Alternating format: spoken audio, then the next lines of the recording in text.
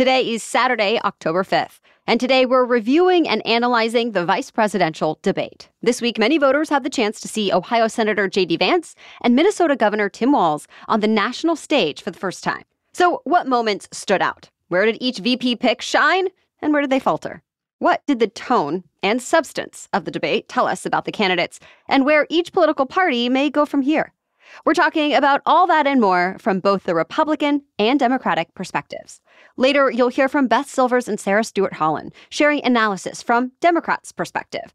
They're the hosts of the popular podcast, Pantsuit Politics. But first, I'm speaking with longtime GOP strategist and senior CNN political commentator, Scott Jennings, for the Republican side. So let's get into it. Welcome to the Newsworthy Special Edition Saturday, when we sit down with a different expert or celebrity every Saturday to talk about something in the news. Don't forget to tune in every Monday through Friday for our regular episodes, where we provide all the day's news in 10 minutes. I'm Erica Mandy. It's now time for today's Special Edition Saturday. Scott Jennings, thank you so much for joining us here on the Newsworthy. Always love to be with you, Erica. Thank you. So let's just start with your overall reaction to the debate. Well, it was a night of redemption for J.D. Vance. I think the narrative from the political media has been that Donald Trump made a terrible choice and Harris made an inspired choice. And what we saw on the stage in New York City totally obliterated that, in my opinion. I think it was no question that J.D. Vance won the debate. He was more prepared. He gave a great explanation for the policies that the Trump-Vance ticket are running on. And I really think he made Walz look unprepared for this job. I mean, Vance is only 40. He's just 2 years into his first Senate term. Walz has been in politics for a long time. But if you watched that debate last night, J.D. Vance looked far more prepared. Some people are saying that, at least, when it comes to the policies, Vance did a better job than Trump making a case for Trump. Do you agree? Oh, I think Vance did an excellent job making the case for the Republican ticket this year. And yes, it's true. Trump does sometimes struggle to make the most coherent or succinct argument. That's why they put Vance on the ticket. I remember when they chose him, I think Donald Trump Jr. said at the time, have you seen this guy on TV? I mean, they picked him because of that outbound communications ability. A lot of people are calling this very Midwestern for how nice and civil it was. The two candidates shook hands. They said they agreed with each other over a lot of the points. So what did you make of the tone and how it came across, especially in our current political environment? For Vance, I thought he pressed his case when he needed to. I thought he pivoted and attacked when he needed to. But I also thought he showed some moments of conciliation when he directly addressed Walz about his son having witnessed that shooting. I thought that was an interesting moment.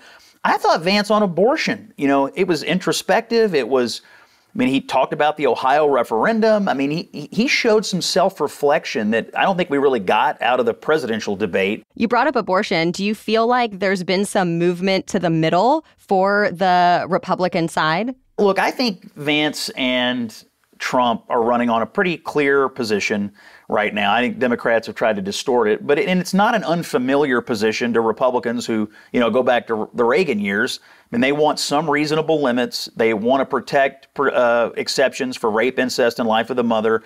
They support IVF, but that's been basically a position, and it's a moderate position. Now, Vance, I thought, laid it out pretty well last night. Walz, to be honest, I thought had trouble with the question. He didn't really have an answer to the question about what restrictions, if any, the Democratic ticket would enact. It's interesting. You would assume that on this exchange, Vance would be at a disadvantage, but I actually thought the introspective way he talked about it and the clear way he talked about it allowed him to win the exchange. Do you think that in some ways Vance's demeanor was different than even he himself shows up in other interviews, when we hear about some more extreme or controversial perspectives? Look, I know him a little bit and I've talked to him, been around him some, and I think his demeanor last night is the J.D. Vance that I know. I think the narrative of J.D. Vance that's been shaped by the clips from some of these old podcasts and things isn't the true picture of who he actually is. I think who J.D. Vance is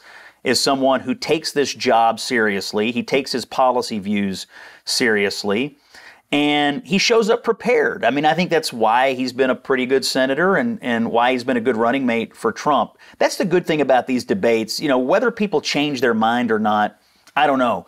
But you do get a full picture of somebody over 90 or, 100 minutes. And I think what we learned about J.D. Vance is that he's not erratic and he's not flippant. He's a studied guy. He has views. He's pretty nice. He loves his wife. He loves his family. And he's a pretty articulate spokesman for the Republican Party. I'll tell you this, whatever happens in November, and I don't know what's going to happen, I think it's a close race, J.D. Vance did himself a world of good for 2028 in a post-Trump world. You know, Trump has said he's not going to run again. If you're Vance, what did you accomplish last night? I think you helped your running mate now, and you helped yourself 4 years from now. What would you call his best moment? I thought Vance's closing argument was amazing. And everybody ought to listen to it. He had several good moments, I thought, on the economy, on immigration. You know, he had the back and forth with the moderators on immigration. So I thought that was a memorable item. But I really thought JD's closing argument was really solid. I thought throughout the night, the best thing about him was that he was calm. He stuck to the topics. You know, one thing about Trump in the debate, he got sidetracked at times by Harris and by the moderators. Vance never allowed that to happen to him. So I just think being calm, being succinct, being clear, you know, having a coherent way you lay out an argument for your side, I thought he executed that pretty evenly throughout the entire debate. What did you make of Vance's response to Walz's direct question about did Donald Trump win the 2020 election? Look, this is the most difficult issue for the Republican Party and the Republican ticket because obviously Vance has views on this. Trump has views on it. A lot of Republicans have views on it. Democrats want to make a deal out of it. Vance, you know, wants to be, I think, respectful of where Trump is on it and try to answer these questions with Trump not standing there, but certainly watching. Look, it's a difficult thing. We can't unsee what we saw on January the 6th. I think it was probably Walz's best moment of the debate. I assume the Democrats are going to clip some of that and put it in advertising and move it around. But of everything that happened, I think that was probably Vance's weakest moment and Walz's best moment. Ultimately, do you think this debate matters when it comes to who wins in November? You know, because of the way Harris got into the race late and then the way she picked Walz, I do think we need to know something about these two. Walz looked to me like he was in over his head, maybe more than anybody in any job in America. And, you know, look, he's a heartbeat away from the presidency. And so did this change votes? Did it change minds? I don't know. I do think we learned that Harris may not have made the best pick. I'm sure Pennsylvania Governor Josh Shapiro was somewhere screaming into a pillow. I mean, I still believe he would have been the far better pick. And for Vance, he was competent. He was confident. You could easily see him in a serious meeting in the White House with a full command of the issues. So that's what I'm looking for in these VP debates. Do they look like they could do the job? And could they be ready to be president should the moment ask for it? I got that feeling about Vance, and I did not get that feeling about Walz. Any other final thought? I think we've probably seen the last of these candidates or tickets, you know, going at each other on the stage. External events at this point are what matter the most. And look what's happening. You know, North Carolina's underwater. Israel's under siege. The U.S. supply chain is under threat from this longshoreman strike, you know, shutting down the port. So there can be external events that may shape people's views here. But it strikes me that in terms of direct engagement from the tickets, we may have seen the last of it. Still ahead, what did Democrats think about the vice presidential debate? Beth Silvers and Sarah Stewart Holland are the hosts of the popular podcast Pantsuit Politics, named one of Apple Podcasts' best shows of 2021, where they have real conversations about politics, democracy, and the news, while still treating each other like thoughtful human beings. Up next, Beth tells us why she doesn't think the debate was actually all that civil.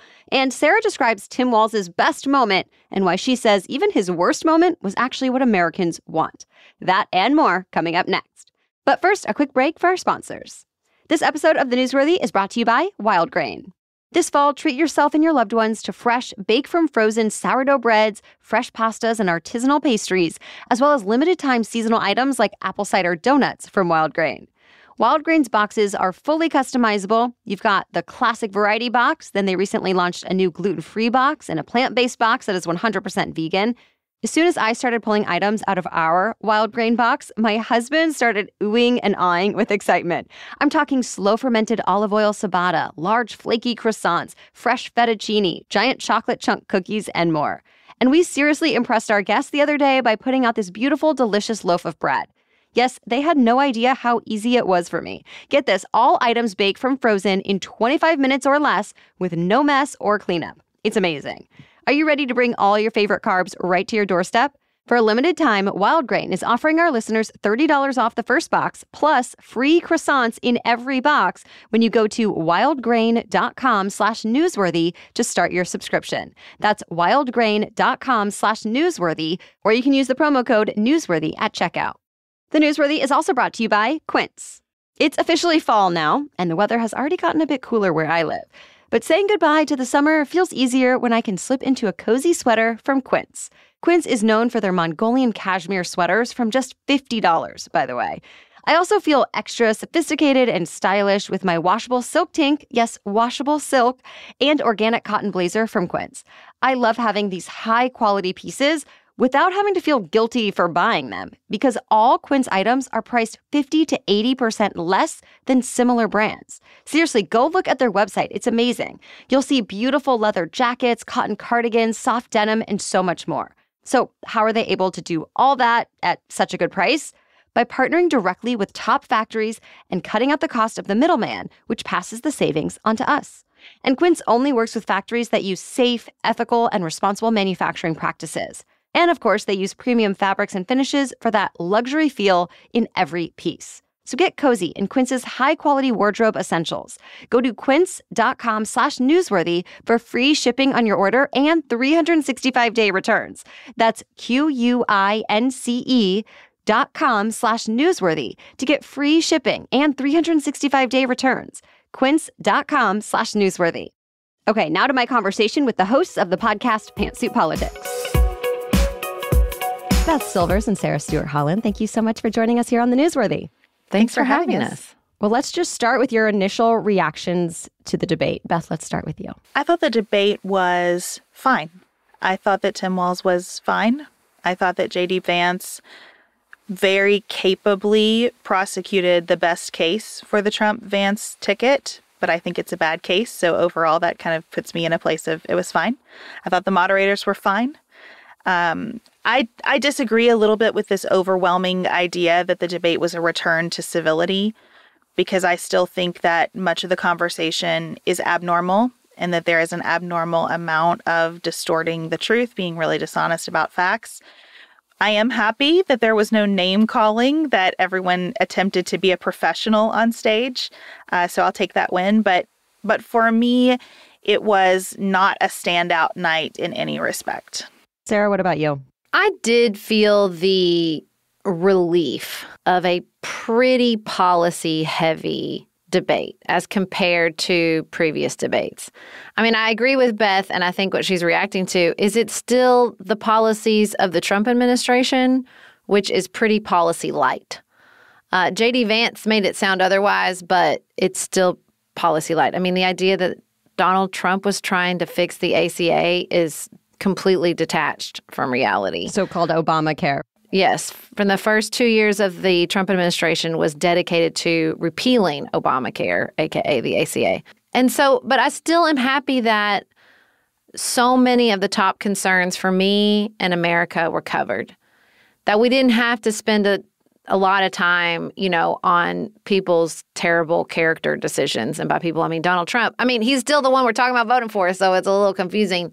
But the fact that we tackled climate change, that we talked about the cost of childcare, that we talked about reproductive rights in a real and sustained way, and particularly with Governor Walz with so much experience with policy as a congressman and the governor of Minnesota, like to really talk about this is what we did. This is what worked. This is how it played out. It was refreshing. Do you think in some ways J.D. Vance pitched Donald Trump better than Donald Trump can himself, Sarah? Oh, 100%. 100%. In that he lies more smoothly. I mean, the idea that the problem with gun culture is that they're coming in from Mexico when it is the opposite. We are exporting guns and ammunition to the Mexican cartels. Just that sort of like the way he can so easily twist it. Because J.D. Vance is a lot of things, but dumb is not one of them. It's alarming, but it just goes down more smoothly, right, than the name calling and the personal attacks, which you could argue is even more dangerous. Policy-wise, what stood out to you from Governor Walz, Beth? I think Governor Walz's most effective moment by far was when he talked about January 6th and was able to connect that to the role of the vice president. to say a lot of this debate is theoretical. You're just learning about who we are and what we know and our styles. But our job is to certify the results of the election. And on this issue, there is a clear divide between the two of us. Yeah, I mean, I think that he put it to him as plainly as he could. Did Donald Trump lose in 2020? And I think he so effectively used J.D. Vance's slickness against him. Well, I'm focused on the future. And it was a damning non-answer. And I think that is the moment that will go viral of many among this debate, because that exchange really got at, I love the way Governor Walz framed it. You're either going to defend democracy or you're going to defend Donald Trump. There's been some criticism of Walz that he seemed nervous or uneven is one of the words that I've seen a lot, especially in the early part of the debate. So, Sarah, do you agree? And if so, how impactful do you think ultimately it is come November and Election Day? No, I agree. I think he was really nervous at the beginning. He is not as slick and practiced as J.D. Vance. But what Americans say they want over and over and over again is normal people running for office.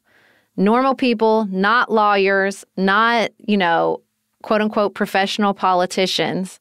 Well, that's what normal people look like when they get on a debate stage. And so I think we have to leave room for that. And I think, Tim Walz, said, this is not my strong suit. Debate's not my strong suit.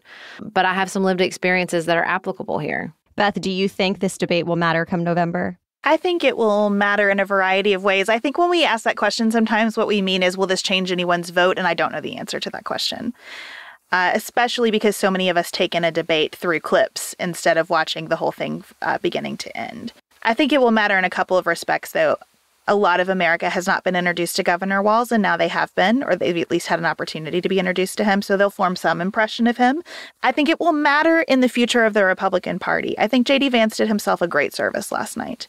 I think that he cleared the idea that he was a terrible choice. I don't know how this will impact his relationship with Donald Trump, because I think Donald Trump does not like a conversation that sounds like, wow, he's a lot better at this than I am. But I do think that in shaping where the Republican Party is going at that magical after Trump, a lot of groundwork was laid last night. What's your advice for the Harris-Walz campaign from here, Beth? I'm very glad that Vice President Harris is going to do a 60 Minutes interview. I think that people just need more opportunities to see her. And I think it's probably her. I think what we saw last night is that Governor Walz, for as good as I believe he is in person interacting with people, He's not the messenger on national television. Let him continue to have clips that go viral, holding someone's cat, helping someone fix their car, being a regular, nice person, interacting with his former students. I think there's value in all that. I don't say that in a diminishing way at all.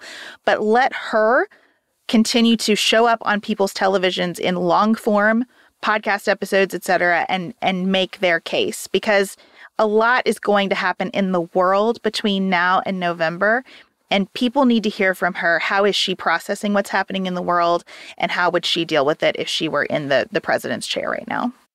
I hope that this policy-rich debate, comparatively, will end this incessant media narrative about people just need more details and start talking about a lot of what this debate put on display. Who's going to protect democracy? Who's going to protect women's reproductive health? Who's going to at least try to address gun violence in the United States? Any kind of final takeaway for our audience, Sarah? The debate was good, and fine is great. I would love a fine debate. I'd like to go back to fine debates that didn't feel like they were earth-shattering or earth-moving, to sort of dial down the stakes on these events because we're not worried somebody's going to go off the rails. But I do hope that the Harris campaign not only pushes their case, but does really hold the Trump-Vance team responsible for some of the just complete lies that J.D. Vance did perpetuate during this debate. All right, thank you so much to all of our guests for joining us and sharing their insights. Listen to more analysis and discussion from Beth Silvers and Sarah Stewart Holland on their podcast, Pantsuit Politics. They also are the authors of 2 books, I Think You're Wrong, But I'm Listening, and Now What? How to Move Forward When We're Divided About Basically Everything. Thanks also to Scott Jennings. You can hear him talking politics on CNN and listen to his podcast, Flyover Country, where he offers insightful conversations and commentary on the news. We have links to it all on our website, so go to thenewsworthy.com/show notes to find today's episode and all the links. And if you found this episode interesting, please be sure to share it with a friend. We always appreciate it when you help spread the word about The Newsworthy. And be sure to join us again during the week when we provide you 10-minute daily news roundups every weekday to keep you in the know. Thank you so much for being here and spending your time with us. We'll be back on Monday with the news of the day in 10 minutes. Until then, have a great weekend.